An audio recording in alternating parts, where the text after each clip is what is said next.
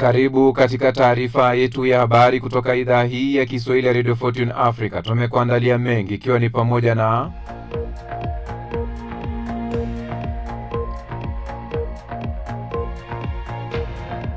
ICJ kutoa maoni juu ya majibu wa Israeli kwa mashirika ya Umoja wa Mataifa huko Gaza. Netanyahu adokeza kupinga jeshi lolote la Uturuki huko Gaza. Makamu mwenyekiti wa Chadema John Heche asafirishwa hadi Tarime.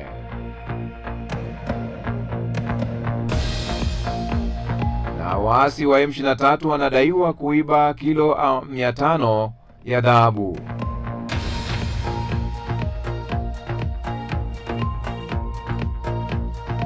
Naam.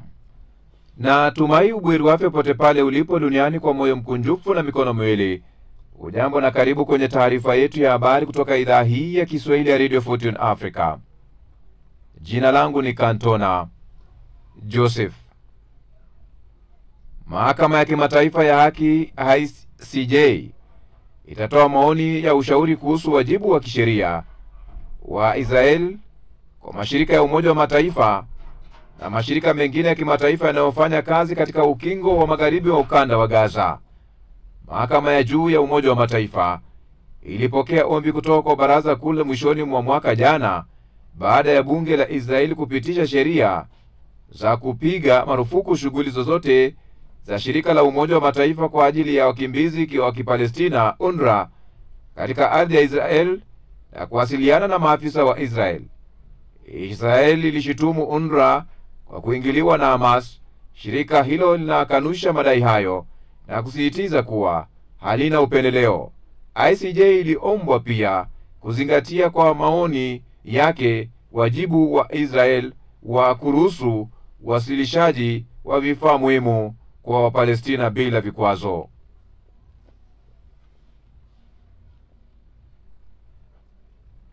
Waziri Mkuu wa Israeli Benjamin Netanyahu amedokeza Jumatano kupinga jukumu lolote la vikosi vya usalama vya Uturuki katika ukanda wa Gaza katika sehemu ya ujumbe wa kufuatilia usitishwaji wa vita unaoungwa mkono na Marekani na kundi la wanamgambo wa Palestina Hamas. Akizungumza mjini Jerusalem pamoja na makamu rais wa Marekani JD Vance ambaye yuko kwa ziara ya nchini humo, Netanyahu amesema wamejadili siku moja baada ya kuhusu Gaza, ikiwa ni pamoja na nani anaweza kutoa usalama katika eneo linaloharibiwa na miaka miwili ya vita. Vance siku ya Jumanne amesema mpango wa rais wa Marekani Donald Trump wa kusitisha mapigano unaendelea vyema kuliko ilivyotarajiwa. Chama cha Demokrasia na Maendeleo nchini Tanzania Chadema kimesema kuwa makamu mwenyekiti wa chama hicho bara John Heche amesafirishwa hadi Tarime na jeshi la polisi baada ya kukamatwa leo asubuhi. Gansona Garumbindi, wakili wa mkurugenzi wa sheria wa chama cha Chadema, amedhibitisha hilo na kusema mheshimiwa Heche alipokuwa katika maeneo ya mahakama asubuhi leo alikamatwa na jeshi la polisi kwa makosa ambayo hayajasemwa. Jambo la John Heche alipo Dar es Salaam bali lipo Tarime na kuwa tayari wamesafirisha kuelekea huko kulingana na wakili Gaston. Wakili Gaston aliongeza kuwa kama chama wanajipanga kwa ajili ya mawakili waliopo mkoa wa Mara na wengineo kutoka Mwanza kwa ajili ya kutoa huduma za kisheria. Kizungumza leo asubuhi, katibu mkuu amesema makamu mwenyekiti huyo hakuwa amepewa wito wote wa kuitwa. Heche alikamatwa akiwa njiani kuelekea kusikiza kesi ya uhaini inayomkabili Tundu Lissu. Waasi wanaodhibiti migodi ya dhahabu ya kampuni ya Twangiza mashariki mwa Jamhuri ya Demokrasia ya Kongo wamepora takribani kilo 500 za dhahabu tangu mwezi Mei. Kampuni hiyo imewashutumu baadhi ya wafanyakazi wake kuchangia katika wizi huo wa dhahabu. Thamani ya dhahabu hiyo iliyoporwa ni karibu dola milioni 70. Mgodi huo kampuni ya Twangiza uko jimboni Kivu Kusini ambako waasi wa M23 waliyateka na kudhibiti maeneo mengi katika jimbo hilo ikiwemo mgodi huo. Taarifa inasema baadhi ya wafanyakazi wa kampuni hiyo walisaidiana katika kusafirisha shehena ya dhahabu ya zaidi ya kilo 50 ya dhahabu, na kuongeza kuwa tangu waasi wa M23 walipochukua udhibiti wa eneo hilo wamepoteza kiasi cha kilo 500 za dhahabu zinazosafirishwa kisirisiri kupitia njia ya chini ya ardhi. Mbali na madini hayo kuporwa, kampuni hiyo ya Twangiza yenye makao makuu nchini DRC iliyojitambulisha kuwa kampuni ya Kichina inasema pia imepoteza vifaa vya thamani ya dola milioni 5.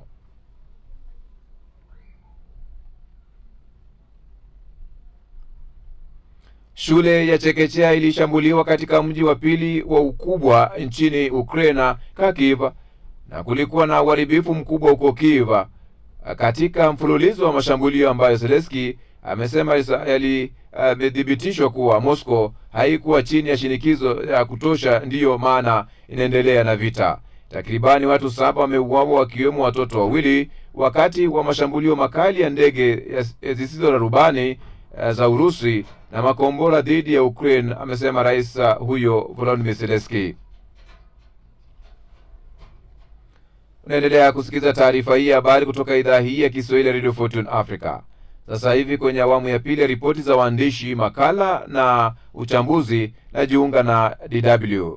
Israeli imerejesha miili 30 ya Wapalestina katika ukanda wa Gaza. Makamu rais wa Marekani J.D. Vance amesema bado hakuna kazi kubwa ya kufanywa ili utekelezaji kikamilifu mpango wa amani ya Gaza.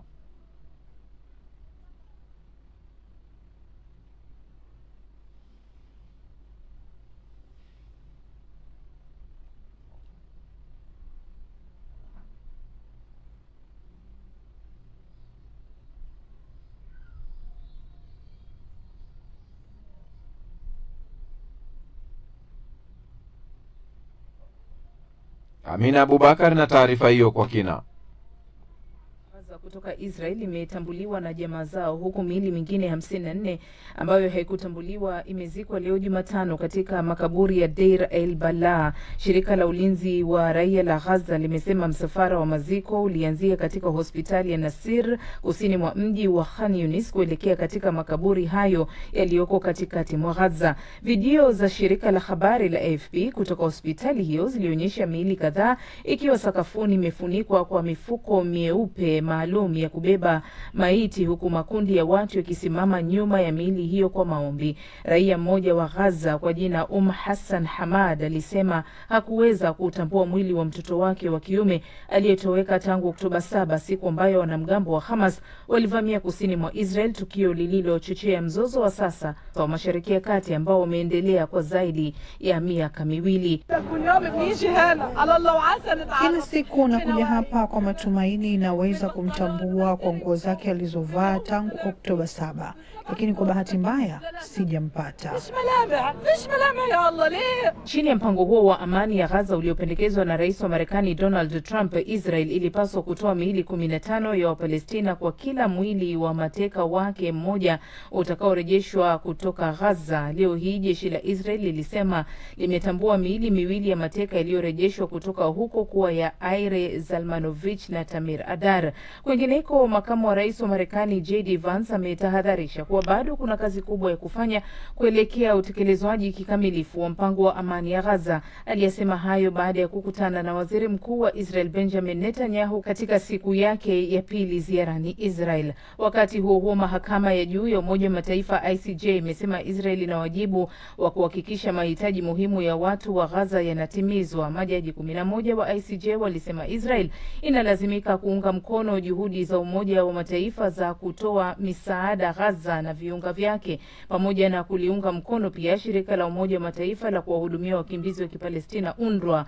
Majaji hao wameongeza kuwa hadi sasa Israel haijathibitisha iwapo baadhi ya wafanyakazi wa UNRWA ni wanachama wa kundi la Hamas kama ilivyodai awali. Haya yanajiri wakati Uturuki na Qatar wakiendeleza juhudi za kulinda mpango wa amani ya Gaza, huku viongozi wao, rais wa Uturuki Tayyip Erdogan na kiongozi wa Qatar Sheikh Tamim bin Hamad Al Thani wakikutana Doha. Hili linaendelea wakati Benjamin Netanyahu akiwa na mashaka ya Uturuki kuchangia majeshi yake kupelekwa Gaza.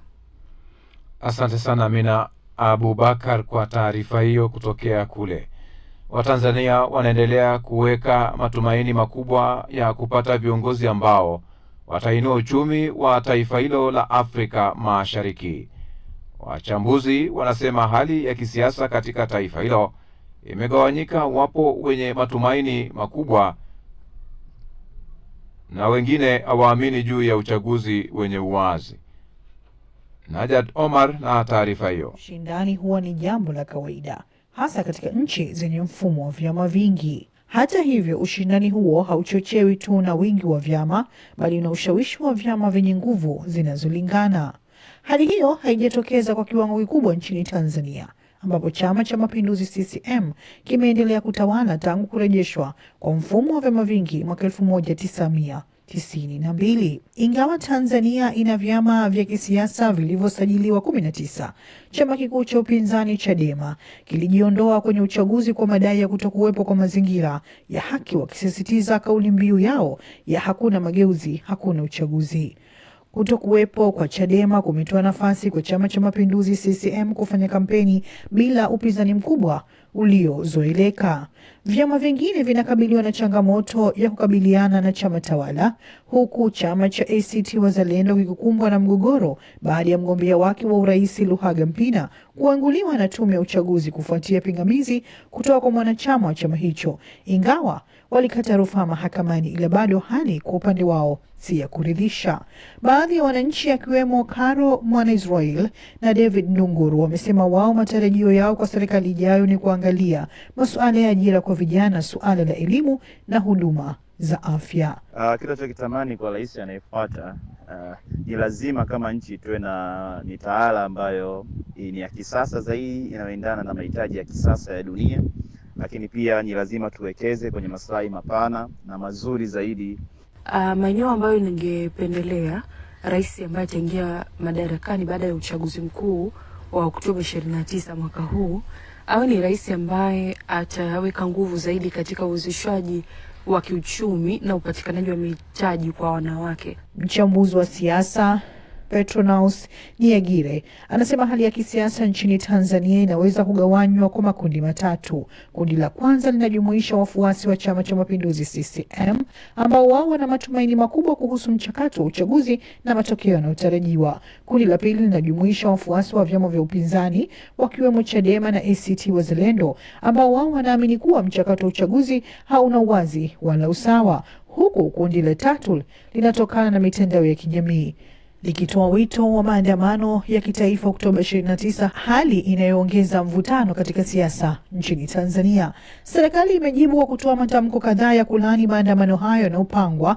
ikisisitiza umuhimu wa amani na utulivu. Dr. Bavarius Kayonza ni mtaalamu wa masuala ya uchumi, anasema katika nchi nyingi zinazoendelea uchumi huathirika na jinsi uchaguzi unavyosimamiwa, ambapo mvutano wa kisiasa unaweza kusababisha mshtuko wa kiuchumi. Anaeleza kuwa hali ya kisiasa na ya kiuchumi kwa Tanzania kwa sasa ni tulivu, ikionyesha uwezekano wa uchaguzi wa amani na kuendelea kudhibitiwa kwa hali ya kiuchumi. Asante sana Najid Omar. Ni taarifa ya habari kutoka idhaa hii ya Kiswahili ya Radio Fortune Africa na shirikiana na DW. Ambapo katika hatua nyingine, Jamhuri ya Demokrasia ya Kongo kati ya jeshi la waasi na AFC na mkwaju M23, hali inayotishia kudhoofisha juhudi za kurejesha amani mashariki mwa taifa hilo. Mapigano hayo yanaendelea katika wakati ambapo pande zote nazo asiana zimekubaliana juu ya usitishwaji wa mapigano chini ya upatanishi wa Qatar, ambapo mapigano yamekuwa yakiendelea mashariki mwa taifa hilo. Mitima de la Chance na taarifa hiyo. Kwa upande wa Kivu Kusini, hali ya taharuki imeripotiwa katika vijiji vinavyopakana na mbuga ya wanyama ya Kahuzi-Biega wilayani Kabare na katika maeneo ya Walungu ikiwemo Nyangezi, Mazigiro, Durala na Kamisimbi. Mick Mutiki, mtaalamu wa masuala ya usalama mashariki mwa Kongo, anasema mgawanyiko na ukosefu wa utaratibu miongoni mwa makundi ya wazalendo ndio chanzo kikuu cha mvutano, hali ambayo inaweza kuhatarisha utekelezaji wa makubaliano ya kusitisha mapigano. Vita zinahusisha pande mbalimbali zingine. Hatuwezi kuwa tunasema tutaweka wazalendo kwenye mstari wa kwanza wa mapambano, kisha wakati tukisema tuzungumuze tuseme wao watakuwa hawatakuwa. Kusudi tupate amani ya kudumu, tutafute suluhisho pamoja. Katika taarifa yake ya hivi karibuni, AFCM 23 imeishutumu serikali ya Kinshasa kwa kuchochea mapigano na kuwatisha raia katika maeneo iliyo nayo chini ya udhibiti. Msemaji wa kundi hilo, Laurence Kanyuka, amedai kuwa jeshi la serikali lilifanya mashambulizi ya makusudi kwa kutumia ndege zisizo na rubani katika maeneo yenye wakazi wengi ya Nyarushamba, Masisi na Kashebere, Walikale, akisema hilo ni ukiukaji wa uwazi wa makubaliano ya usitishaji mapigano. Kanyuka amesema AFCM 23 itaendelea kujilinda na kulinda raia wake dhidi ya tishio lolote. Hata hivyo, jeshi la Kongo FARDC limekanusha tuhuma hizo, likiituhumu AFCM 23 kwa kuvunja makubaliano hayo. FARDC pia imepinga taarifa zilizodai kuhamisha wanajeshi na vifaa kutoka Bujumbura, likisema hizo ni taarifa za upotoshaji. Honore Imani, mwanaharakati wa asasi za kiraia mjini Bukavu, amezitaka pande zote kuheshimu makubaliano na kulinda raia wasiokuwa na hatia. Mikataba hiyo inaonekana imesahiniwa, lakini pande zote mbili hakuna uaminifu. Lakini inayoonekana kosa kubwa ni sababu hizo pande zote mbili hawaoni namna raia imesumbuka, namna raia imekufa na njaa na masasi kiolela. Msemaji wa jeshi hilo mkoani Kivu Kusini, Luteni Mbui Kalonjirigan, amesema jeshi liko tayari kujibu uvunjaji wowote wa usitishaji mapigano. Mitima de la Chance, DW, Bukavu. Asante sana Mitima de la Chance ukiwa maeneo ya Bukavu kwa taarifa hiyo, ambapo mapigano yanaendelea mashariki mwa Jamhuri ya Demokrasia ya Kongo kati ya jeshi na waasi wa FC mkwaju M23.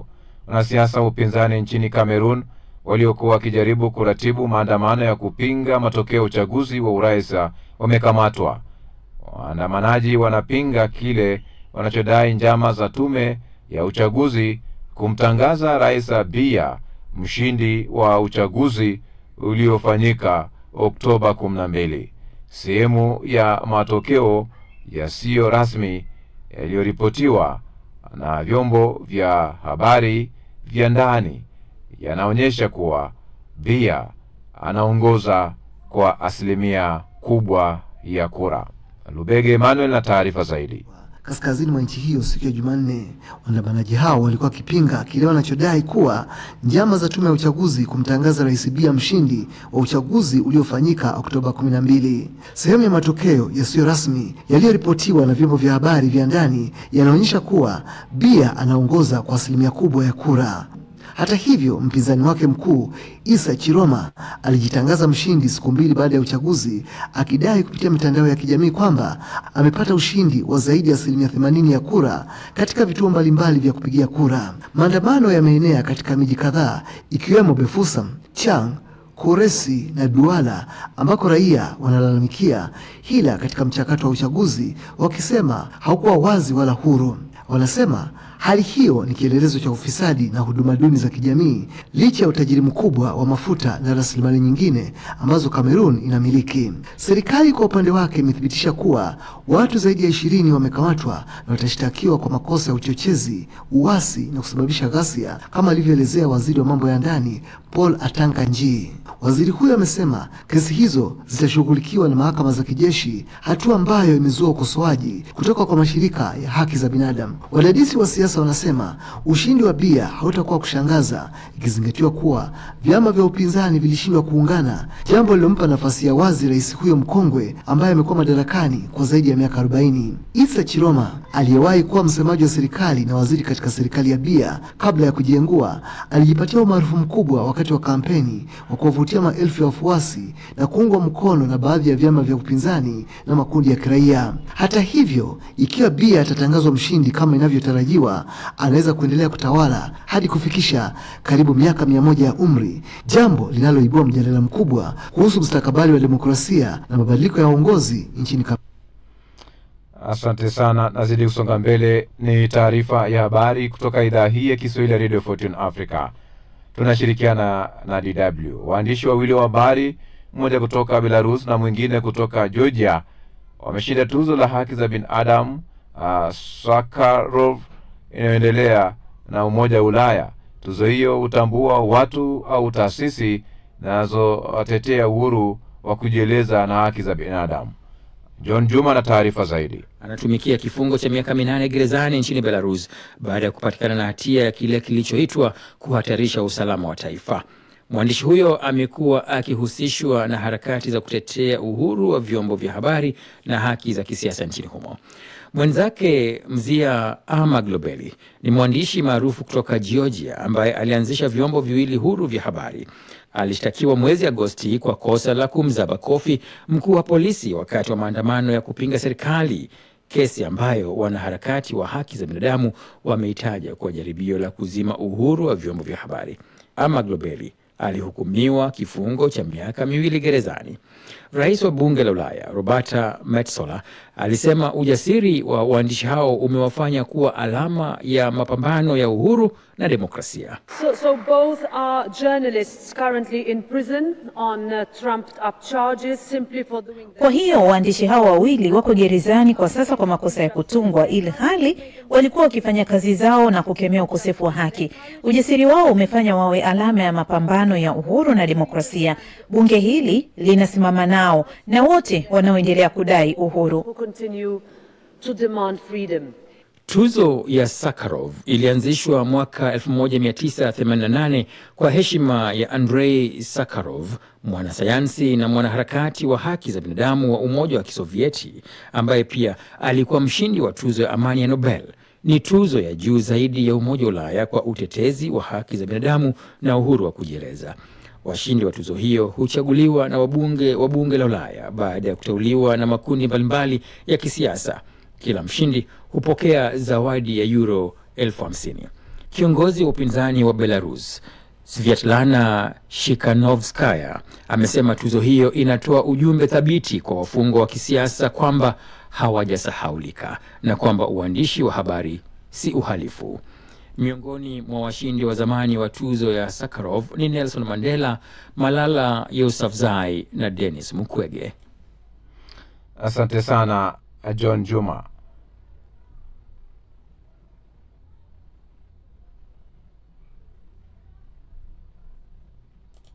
Naendelea kupokea taarifa hii ya habari kutoka idhaa hii ya Kiswahili ya Radio Fortune Africa. Tunashirikiana na shirika la DW kwa ripoti za waandishi, uchambuzi na makala. Sasa hivi msikilizaji, na kuomba simama kituo hiki cha idhaa ya Kiswahili ya Radio Fortune Africa kufikia malengo yake uratibu kwenye hatua ya kununua transmitter yenye uwezo wa kurusha matangazo yetu mbali na kwa njia nzuri yatakao tanua wigo letu na kuwafikia mamilioni ya watu kwa njia ya FM. Wasilisha mchango wako kupitia paybill number ni 625 account number ni 012450 85217800 au till number ni 4561468 kupitia mitandao yote.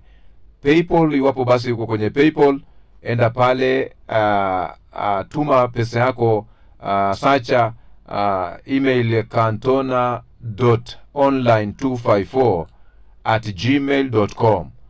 PayPal, searcha email, enda pale search iwapo na hiyo account ya PayPal, cantona.online254@gmail.com. Alafu baadaye utapata nafasi ya kuweza kuelekeza fedha zako na zitafika kwenye akaunti ya PayPal salama wa salmin. Sasa hivi msikilizaji, basi na kurejesha katika studio za DW uweze kupokea uchambuzi wa yanayojiri katika majukwaa ya mawasiliano. Naona Tatu Karema na Saumu Njama ndio waelekezi. Akapanda vyeo tangu wakati wa Idi Amin. Huyu jamaa amekuwa katika uongozi. Sasa maoni ni mengi sana kuhusiana na taarifa yake, lakini nisome alau watu wawili watatu. Raili anasema, jamani, hivi hakuna vijana Uganda kama ulivyouliza wewe? Anasema kwa jinsi mambo yanavyoendelea ni kama ataenda Sayuni muda wote ule.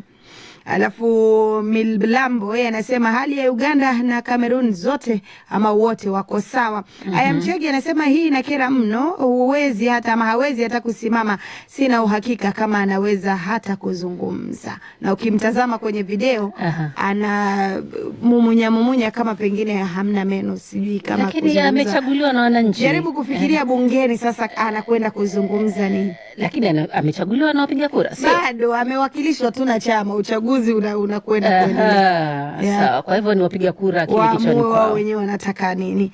Lakini wacha tusubiri kwa. Mbali na hayo tatu, mitandao ina mengi. Kile unachokichapisha mitandaoni inabidi uzingatie. Mahakama mjini Kano kule Nigeria imewaagiza wapenzi maarufu katika TikTok wanafahamika kama Idris Mai Urishia na Barisa Yarguda kufunga ndoa rasmi ndani ya siku 60.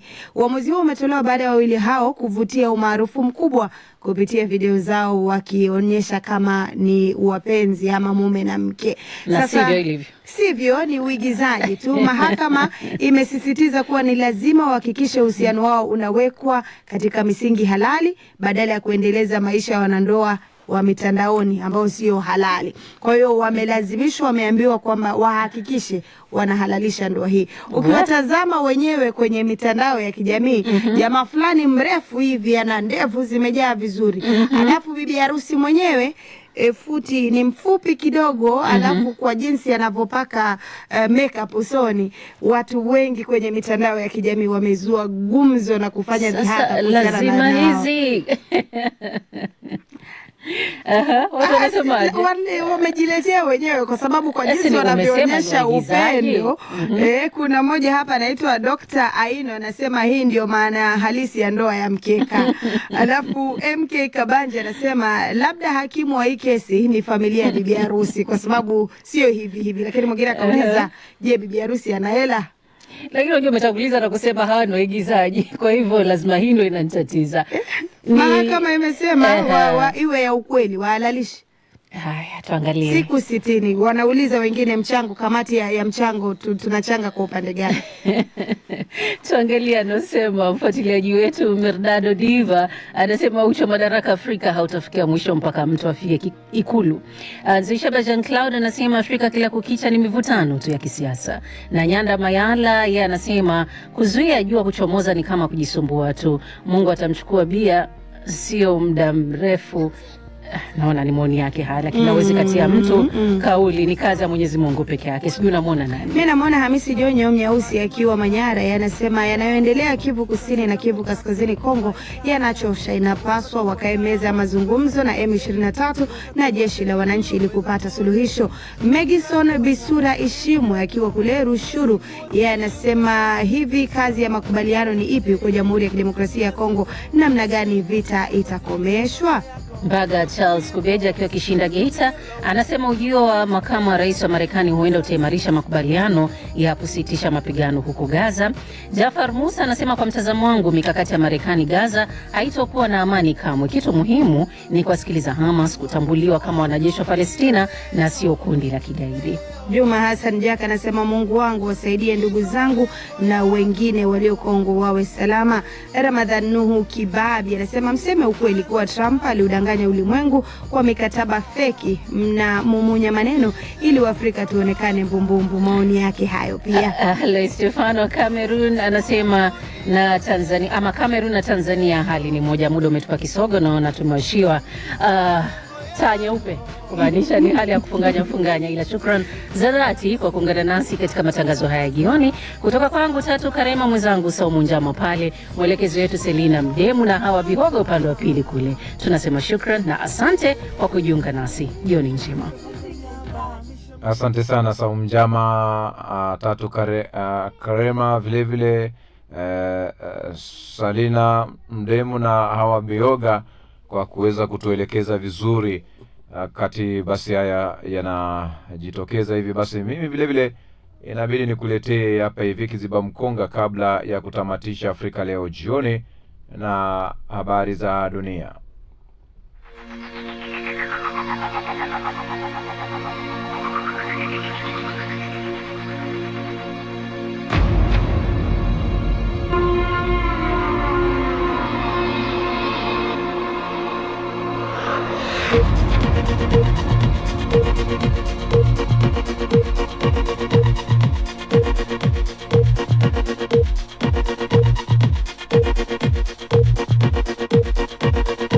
Tupokee kiziba mkonga cha sasa.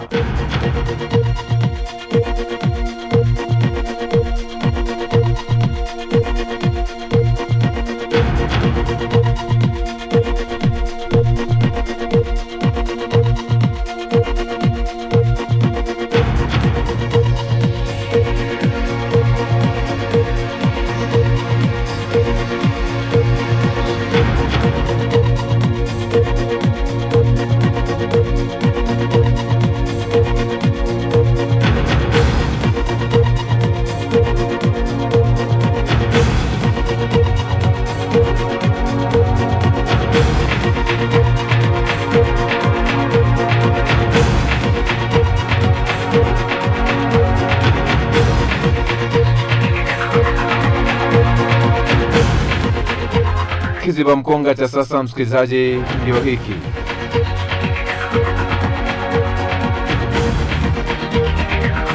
Kuwa mnyenyekevu na kamwe usije ukuwahi kufikiri kwamba wewe ni bora kuliko mtu mwingine yeyote duniani. Maana wewe ni mavumbi na mavumbini utarudi tu.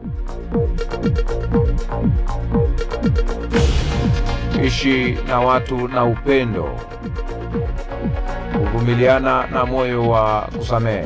Huo ndio utu, na watu ni utu.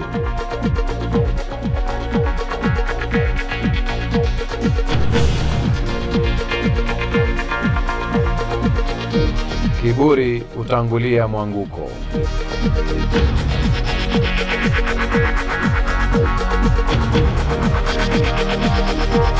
Ndio maana mimi husema kila wakati, kama hujui thamani uaminifu, hautaweza kuelewa hatari za usaliti.